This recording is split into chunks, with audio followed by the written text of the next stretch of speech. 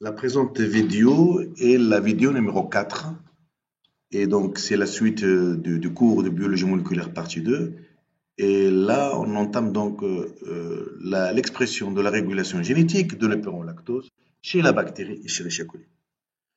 Alors vous avez la bactérie Escherichia coli qui se trouve dans un milieu de culture, un milieu minimum avec le lactose comme source de carbone et d'énergie.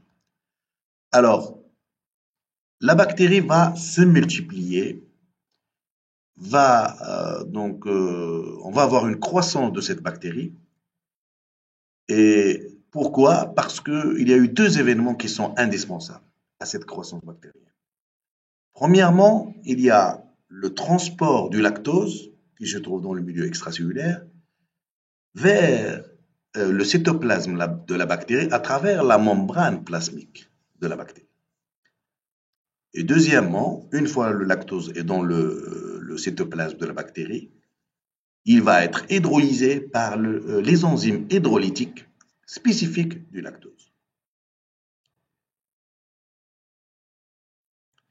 Donc là, vous voyez le schéma, vous avez une bactérie avec le chromosome bactérien. On a le lactose qui se trouve dans le milieu extracellulaire. Donc, la première étape, c'est le transport à travers la membrane bactérienne. Parce que la membrane bactérienne que vous avez ici, n'est-ce pas, c'est une membrane qui est active, elle n'est pas passive. Tout va passer de façon contrôlée, d'accord? Et donc, on va voir qu'est-ce qui fait que ce lactose va être transporté donc via la membrane plasmique. Une fois donc le lactose est dans le cytoplasme, il y a les enzymes hydrolytiques qui vont hydrolyser donc le lactose en glucose et galactose. Et bien sûr, la bactérie va utiliser le glucose dans la glycolyse et ainsi de suite. Et donc, on aura la croissance bactérienne. Vous voyez, donc, une bactérie va se multiplier pour donner plusieurs bactéries. Bien. Donc, la question que je vais vous poser, ces enzymes-là, la perméase qui se trouve au niveau de la membrane et les enzymes hydrolytiques, proviennent d'où? Eh bien, en fait, ce sont des protéines, perméase et bêta-galactosidase, synthétisées à partir de leurs propres gènes qui se trouvent au niveau de chromosomes. Et donc, c'est ce qu'on va vous dire, c'est que le transport est assuré par une enzyme membranaire qu'on appelle la perméase et qui permet l'entrée du lactose à l'intérieur de la cellule. Comme je dis, parce que c'est une membrane passive, c'est une membrane active et donc rien ne passe comme ça par hasard à travers la membrane bactérienne. Et l'hydrolyse est assurée par l'enzyme qui est la bêta-galactosidase qui dégrade le lactose en glucose par hydrolyse de la liaison bêta-1,4-oxydique. Vous voyez, donc lactose donne glucose plus galactose. Alors ces deux protéines, ces deux enzymes, la perméase et la bêta-galactosidase, sont codées par deux gènes faisant partie de l'opérant lactose. L'opérant lactose. Alors qu'est-ce que c'est un opérant? La définition. Un opérant est un ensemble de gènes dont l'expression est sous le contrôle d'un seul promoteur. D'un seul promoteur. On va avoir 3 gènes, par exemple, minimum 2, donc 2 ou 3 gènes ou 4 gènes, et ils vont être sous le contrôle d'un seul promoteur. Alors, je vous donne cet exemple-là. Vous voyez là, on a donc 3 gènes, mais on a le gène 1, le gène 2 et le gène 3. Le gène 1 possède son promoteur, le gène 2 également, et le gène 3. Donc là, ce sont des gènes indépendants. Chacun est contrôlé à partir de son propre promoteur. Vous voyez? Donc, on va avoir bien sûr la transcription, synthèse de l'ARN messager. Après, voilà, on aura donc un deuxième, un ARN polymérase qui se fixe sur le promoteur du gène 2, synthèse, d'accord, synthèse de l'ARN messager, et ainsi de suite. Troisième, vous voyez, donc, c'est 3 étapes indépendantes. Après, donc, il y aura le ribosome qui se fixe sur chaque ARN à part, synthèse de la protéine, là, le ribosome sur le deuxième ARN messager, ainsi de suite. Voyez? Par contre, donc, un opérant, c'est un ensemble de gènes, mais sous le contrôle d'un seul promoteur. Alors, on va parler de l'organisation génétique de l'opérant lactose. Quels sont les gènes constituant l'opérant lactose? Alors, premièrement, il y a 3 gènes de structure qui sont indispensables à la dégradation de lactose, surtout donc 2. On va les voir, LAC Z et LAC Y. Le troisième, c'est le LAC A, on va voir ça sert à quoi. Alors, on a le gène LAC Z, on le note toujours en minuscule, pour noter c'est le gène, qui code pour la bêta-galactosidase, qui hydrolyse le lactose. On a le gène LAC-Y qui code pour la lactose perméase. Donc, c'est une perméase qui est spécifique de lactose. Il ne transporte que le lactose. Le gène LAC-A, il code pour la thiogalactoside transacétylase. En fait, il acétyle les bêta-galactosides non métabolisables. D'accord? Si on a des bêta-galactosides, des analogues de lactose, mais qui ne sont pas métabolisés, donc ça reste comme un déchet, il faut que la bactérie s'en débarrasse. Eh bien, il y a cette enzyme-là, le LAC-A, qui va acétyler les bêta-galactosides non métabolisables et par la suite, ils vont être éliminés hors de la cellule par diffusion à travers la membrane plasmique. Vous voyez, donc là, ce qui est vraiment indispensable à la dégradation, c'est surtout ces deux-là, le LAC-Z, le gène LAC-Z, la Y, qui code pour la bêta-galactoside et la perméase. Et bien voilà. Maintenant, regardons les 3 gènes. On a LAC-Z, LAC-Y et LAC-A. 3 gènes, n'est-ce pas, avec l'unité de transcription, parce que ici on va avoir l'ATG, le codon stop de la traduction, donc c'est une unité de transcription. La même chose pour Y, la même chose pour A. ATG. Et bien les 3 gènes, vous voyez, ils sont sous le contrôle d'un seul promoteur. Le voilà. Et par conséquent, lorsque on a la transcription, premièrement, l'ARN polymérase se fixe sur le promoteur. Transcription, synthèse de l'ARN messager. Et vous voyez, c'est un ARN messager polycistronique parce que il contient les 3 gènes sur un même ARN. Les 3 gènes. Alors, chaque gène maintenant, le LAC-Z, au niveau de l'ARN messager, on va avoir ici, en amont de chaque gène, le chaîne Delgano. Le gène LAC-Z, LAC-Y, chaîne Delgano. LAC-Y, chaîne Delgano. Chaîne Delgano, c'est le site de fixation de ribosome.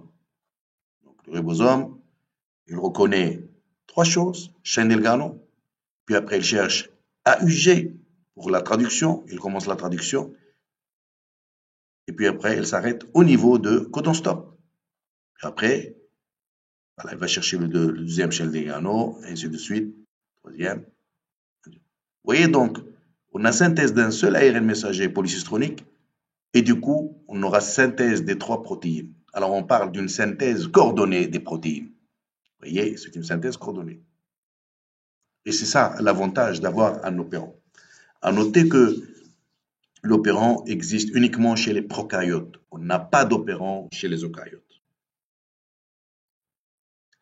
Alors ici, on note chaîne Delgano. C'est le site de fixation de ribosome. Shine, c'est un chercheur chinois, Delgano un italien. Ce sont les 2 chercheurs qui ont trouvé cette séquence consensus de chaîne Delgano qui est AAGGA-GG. Ces 3 gènes de structure, Z, Y, A, ils sont précédés par une région responsable de la régulation de leur expression. Alors, vous avez l'opérant lactose, vous avez la bactérie Escherichia coli. Est-ce que l'opérant lactose va être exprimé tout le temps? Non. Alors, si la bactérie se trouve dans un milieu là où il n'y a pas le lactose, ben, ce n'est pas la peine d'exprimer l'opérant lactose, de synthétiser les protéines Z, Y et A, et finalement pour servir à rien. Donc, ça va devenir un déchet pour la bactérie. C'est aussi une perte d'énergie. Hein. Si on fait tout le processus de transcription, traduction, synthétiser des protéines pour servir finalement à rien. Et bien, donc, qu'est-ce qui se passe? En absence de sucre, on n'a pas besoin de ces enzymes-là. Et bien, l'opérant n'est pas exprimé. Et lorsque la bactérie se trouve en présence de lactose dans le milieu, à ce moment-là, l'opérant est exprimé pour synthétiser les enzymes nécessaires au métabolisme du lactose. Donc voilà, on dit qu'il y a une régulation de l'expression génétique de l'opérant lactose. Et bien, la région responsable de cette régulation, c'est la région promoteur et opérateur.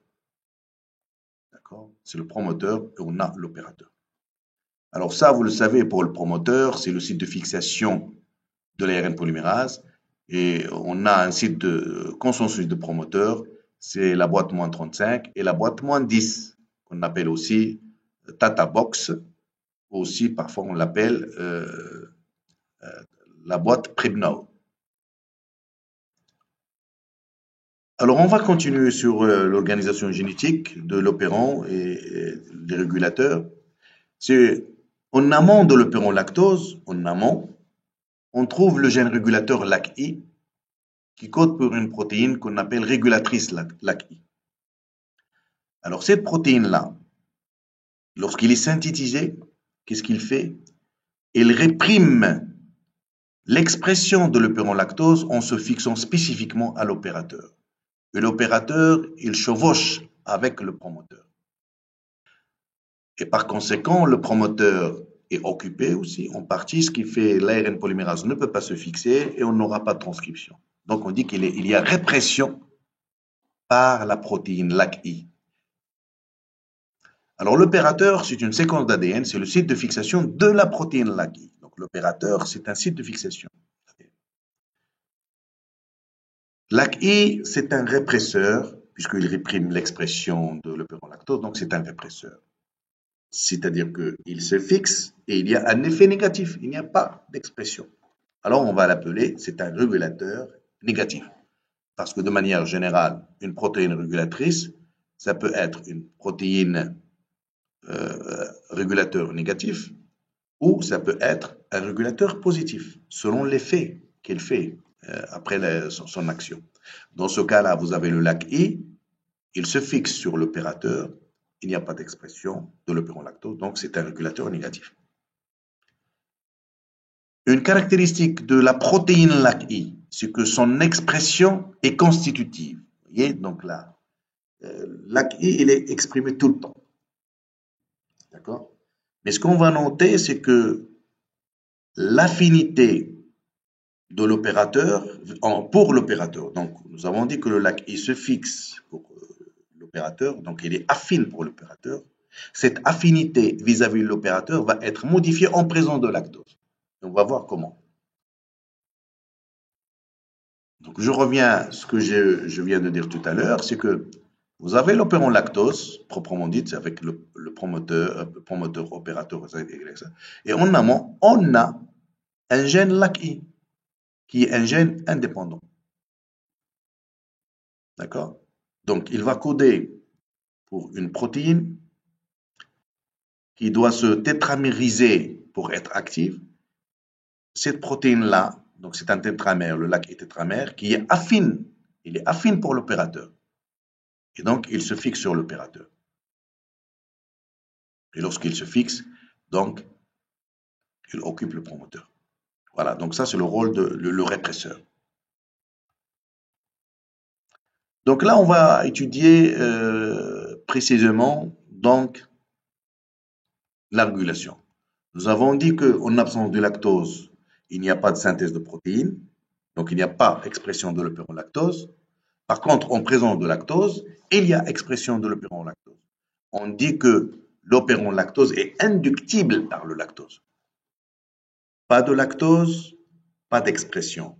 Présence de lactose, le sucre lactose dans le milieu, expression de l'opérant lactose. On dit que l'opérant lactose est inductible par le lactose.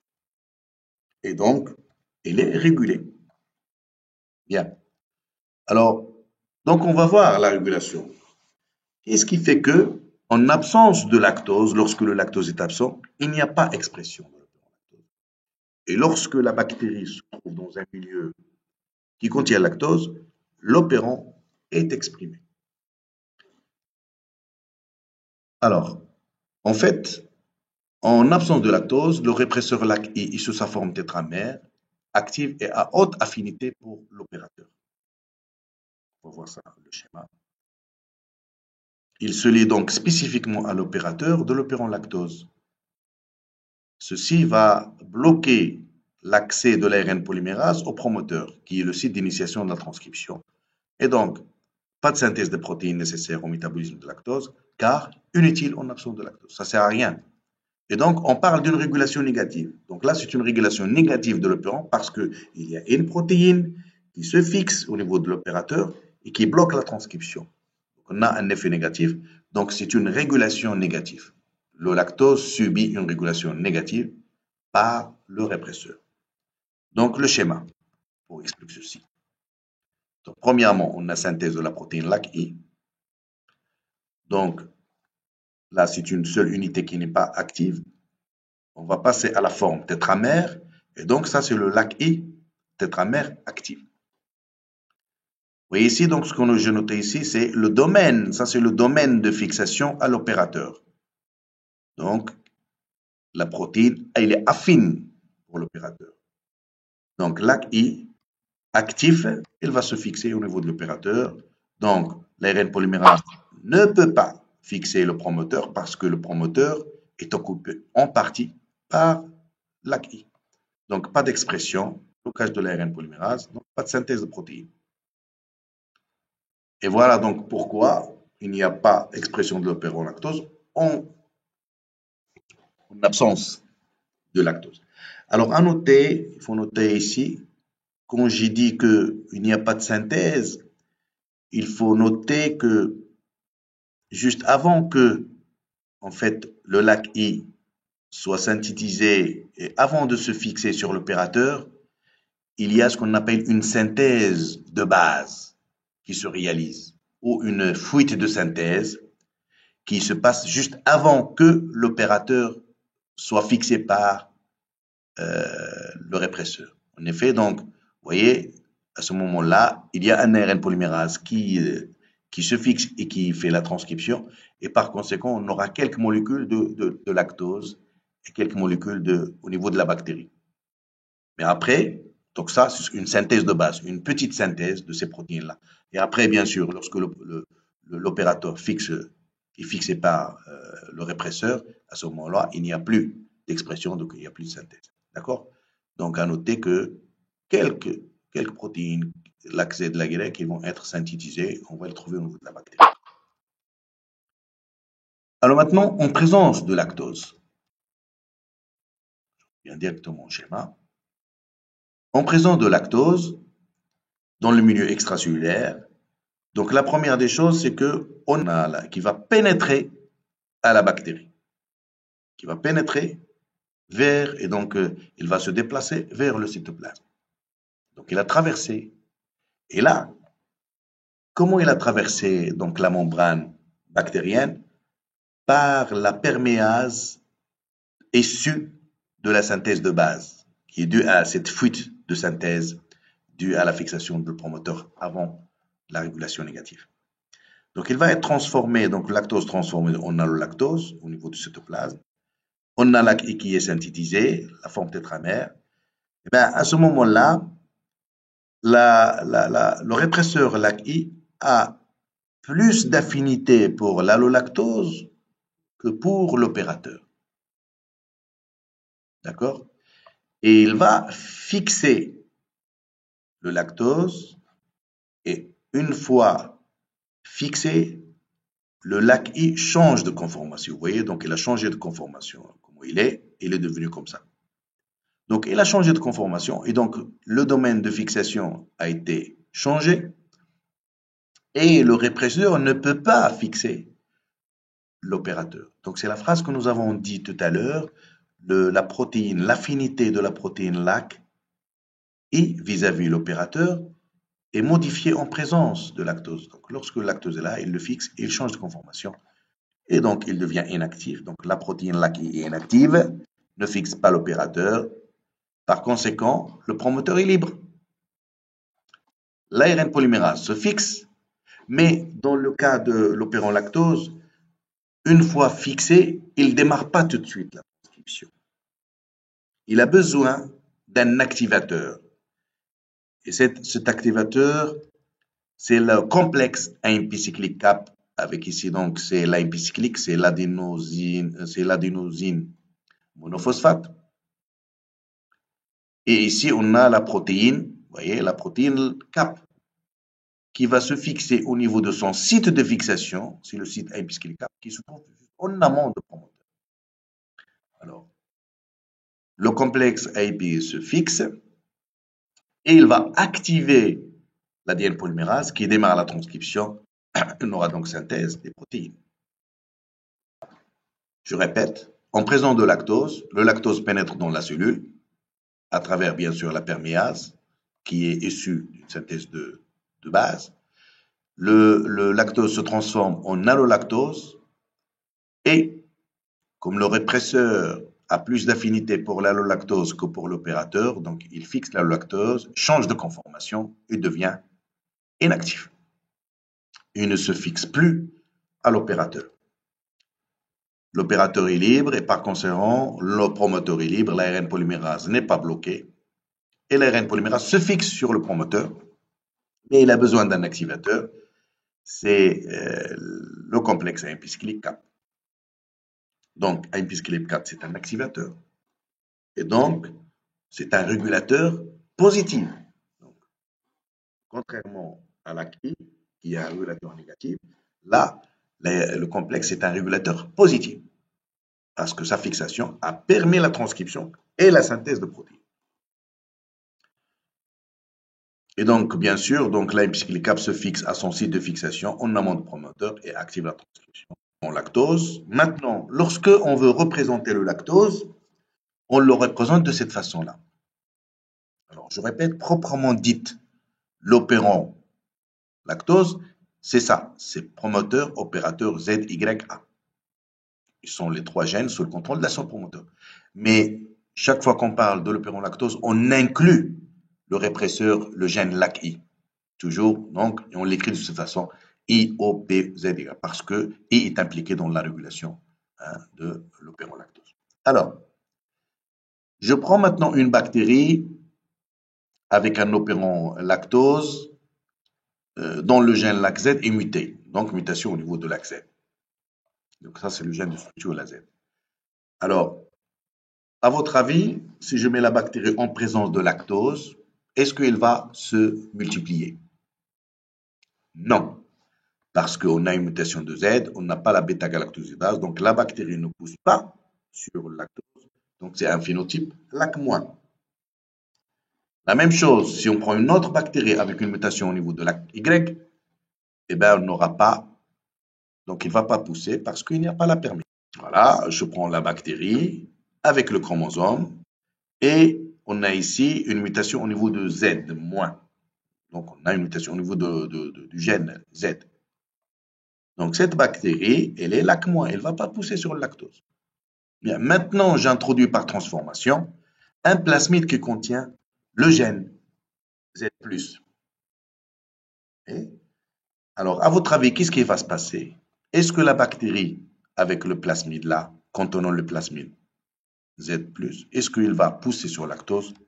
Résultat, oui, il va pousser parce que le manque qu'on a ici en bêta-galactosidase va être complémenté par ce gène-là du plasmide, qui est porté par le plasmide. Et donc, on aura Z et par conséquent, la bactérie pousse.